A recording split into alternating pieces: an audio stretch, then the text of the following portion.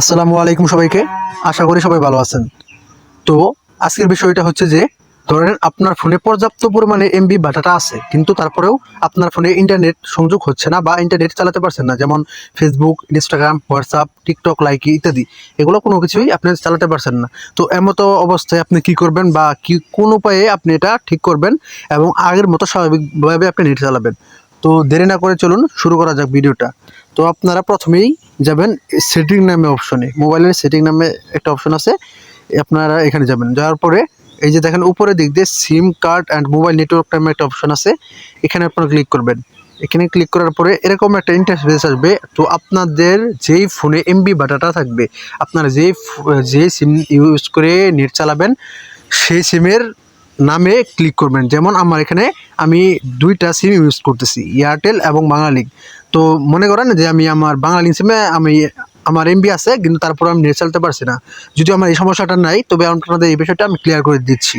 ধরেন আমার বাংলালিংক সিমে এমবি আছে, কিন্তু তারপরও নেট চালাতে আমি পারছি না, তাহলে আমি বাংলালিংক সিমে ক্লিক করব। বাংলালিংক সিমে ক্লিক করার পরে এই যে দেখেন সবার নিচের দিকে একটা অপশন আছে অ্যাক্সেস পয়েন্ট নেম।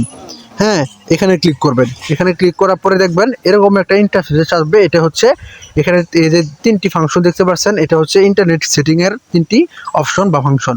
তো এই যে দেখেন আমি এখানে আমার এই অপশনগুলো অগোছালো অবস্থায় আছে। হ্যাঁ, তো আপনাদের অগোছালো থাকার জন্যেই বা এখানে সেটিংয়ে বিন্দুমাত্র ত্রুটি বিচ্যুতি থাকার জন্যে আপনাদের নেট চালাতে সমস্যা হয় পর্যাপ্ত পরিমাণে ইন্টারনেট থাকার পরেও। তো আপনারা এমত অবস্থায় কী করবেন? তো সবচেয়ে সহজ বুদ্ধি এবং সবচেয়ে সহজ উপায় হচ্ছে যে আপনারা এই যে দেখেন উপরের দিকে এক কোণায় একটা থ্রি ডট নামে একটা অপশন আছে। হ্যাঁ, এখানে ক্লিক করবেন। ক্লিক করার পরে এই যে দেখেন রিসেট টু ডিফল্ট নামে একটা অপশন আছে, আপনারা এখানে ক্লিক করবেন। ক্লিক করার পরে এরকম আসবে। হ্যাঁ, এরকম একটা ইন্টারফেস আসবে। তো আসার পরে দেখেন আমার সেটিংগুলো অটোমেটিক ঠিক হয়ে গেছে।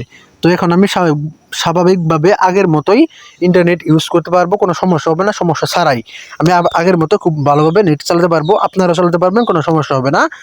এবং কি এটা কিন্তু সবচেয়ে সহজ উপায়, ঠিক আছে? তো আপনাদের যদি এই ভিডিওটি ভালো লেগে থাকে তাহলে অবশ্যই আপনারা আমার এই চ্যানেলটিকে লাইক, কমেন্ট, শেয়ার এবং আমার এই চ্যানেলটিকে অবশ্যই সাবস্ক্রাইব করতে কিন্তু ভুলবেন না। ধন্যবাদ।